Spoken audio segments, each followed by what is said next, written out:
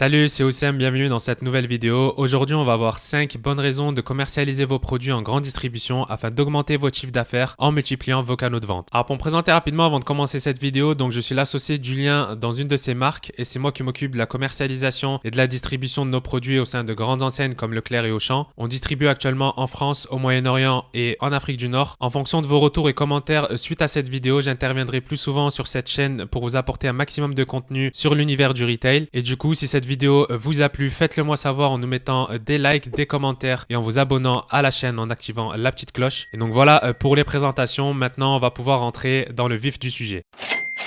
Alors la première bonne raison pour commencer à vendre vos produits au sein des magasins physiques, ça va être que le retail représente à lui seul plus de 80% des parts du marché. Et bien que l'e-commerce grandit d'année en année, il ne représente que 20% des parts du commerce, mais ça reste une bonne solution pour commencer, surtout avec un petit budget. Mais une fois que votre marque est établie, une fois que vos produits commencent à se vendre, que ce soit via Amazon ou alors via votre site e-commerce, si vous voulez faire les choses sérieusement, il va bien évidemment falloir ajouter le retail comme canal de distribution de vos produits. Et ça, sans attendre parce que la mise en place du retail, c'est quelque chose qui peut être parfois assez lent à mettre en place. Et donc, si vous le faites dès maintenant, ça sera du temps de gagner pour vous. La deuxième bonne raison pour attaquer le retail, ça va être les paiements. Alors, ce qu'il faut se dire lorsque vous faites du retail, c'est que contrairement à l'e-commerce ou alors à Amazon FBA, ici, vos clients, ça va être des professionnels. Donc, ça sera soit des distributeurs ou alors des acheteurs qui vont dépendre des différentes centrales d'achat, des différentes enseignes auxquelles vous voulez vendre et distribuer vos produits. Et donc, vous n'aurez qu'un seul interlocuteur. Pour être payé, vous allez devoir initier une facture en fonction des différents termes de vente que vous avez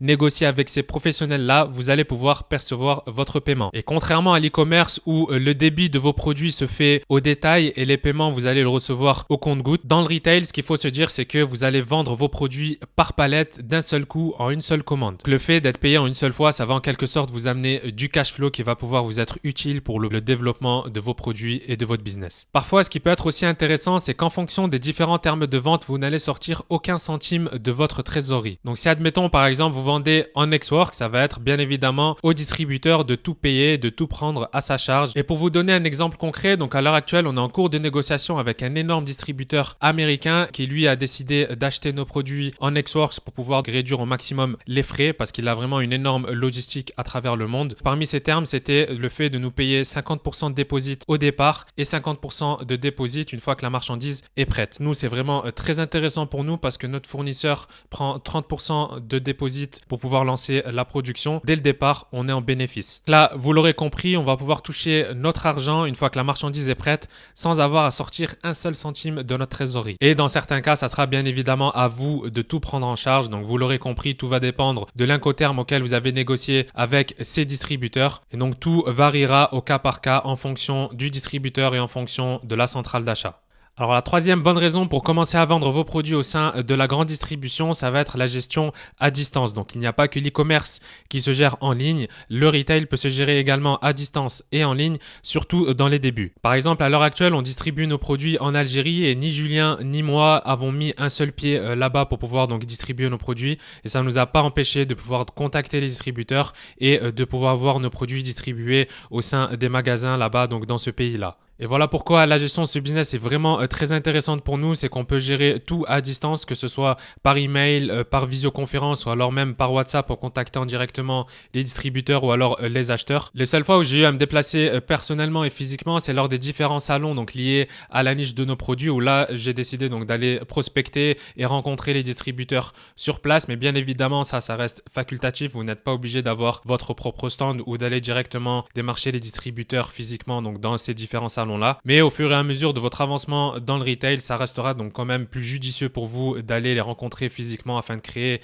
et de nouer des liens. C'est un peu comme avec vos fournisseurs, ça peut être bien parfois d'aller leur rendre visite et de visiter leur usine. Vous allez donc pouvoir créer des liens qui peuvent être parfois beaucoup plus forts. Alors la quatrième bonne raison pour ajouter le retail en tant que canal de distribution de vos produits, ça va être le fait de pouvoir vendre vos produits sur catalogue. Et qu'est-ce que le fait de vendre ces produits sur catalogue? Ça va être le fait que vous allez pouvoir proposer aux distributeurs et aux acheteurs des produits produits en cours de développement auxquels vous êtes en train de travailler dessus, sans même avoir du stock ou sans même les avoir fabriqués en amont, vous allez pouvoir les proposer sous forme d'échantillons. Et lorsque vous allez envoyer donc vos échantillons aux distributeurs, vous allez leur indiquer que ces produits sont en cours de développement et qui sont pas encore commercialisés, et que si ces échantillons-là leur plaît et qui passent commande chez vous, vous allez pouvoir donc leur proposer une sorte d'exclusivité en avant-première de la commercialisation de ces produits. Et ça va augmenter d'une part les chances de conversion avec les distributeurs et les acheteurs, et d'autre part ils vont pouvoir se sentir exclusifs et ça va leur donner encore plus envie de les commander et de pouvoir tester. Et ce qui est bien avec cette façon de faire, c'est que vous allez pouvoir donc commercialiser et proposer vos produits à la vente aux distributeurs sans même que ça vous coûte un seul centime. Mais bien évidemment, ça, il va falloir négocier avec votre fournisseur qui puisse vous les faire gratuitement. Et vous allez en quelque sorte pouvoir, en plus des produits que vous commercialisez déjà, élargir votre portefeuille de produits, et ça sans frais et gratuitement.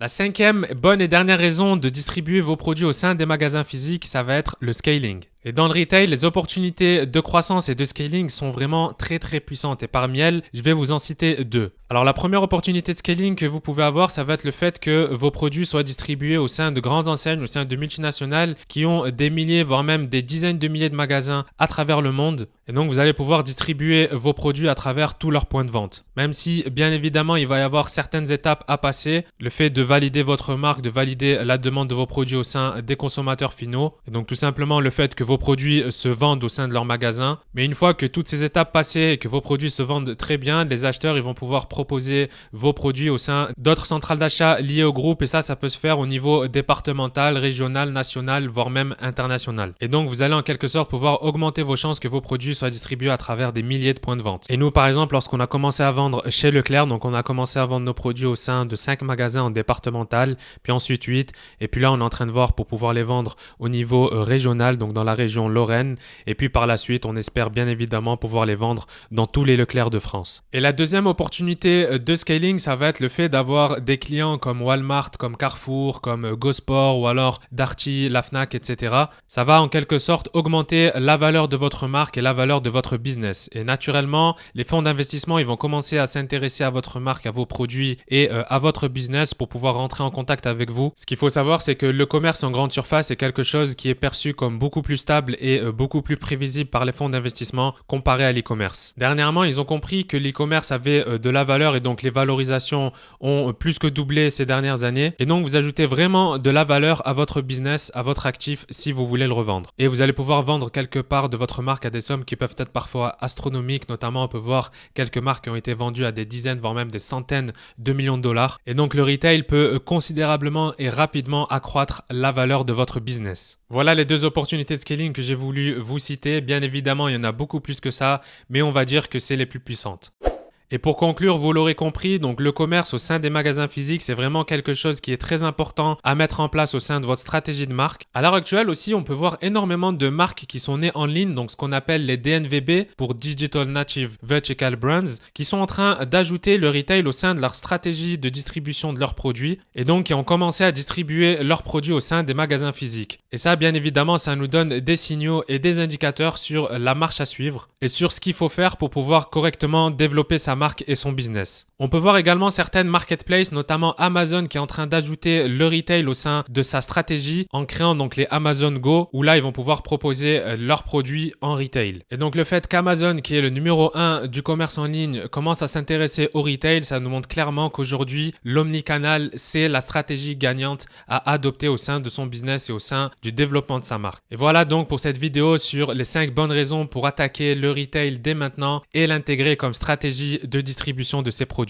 Et pour ceux qui veulent aller plus loin et commencer à vendre leurs propres produits dès maintenant dans le retail, donc dans les magasins physiques et dans la grande distribution, sachez qu'on vient de lancer avec Julien une formation qui est la Retail Academy, dans laquelle on vous montre tout de A à Z, les étapes pour pouvoir y arriver, mais surtout pour pouvoir le faire correctement. Sachez également qu'on a mis en place une masterclass 100% gratuite dans laquelle on rentre encore plus en profondeur dans le retail et dans son fonctionnement. Dans tous les cas, tous les liens se trouvent sous cette vidéo. Je vous invite vraiment à y jeter un œil. J'espère que cette vidéo vous a plu. Si c'est le cas, faites-le moi savoir en nous mettant des likes et des commentaires sous cette vidéo. Et en fonction de vos retours, j'interviendrai plus souvent aux côtés de Julien sur cette chaîne pour vous apporter encore plus de contenu sur le retail. Voilà, donc maintenant on se retrouve soit de l'autre côté dans l'espace membre de la formation Retail Academy ou alors dans une prochaine vidéo.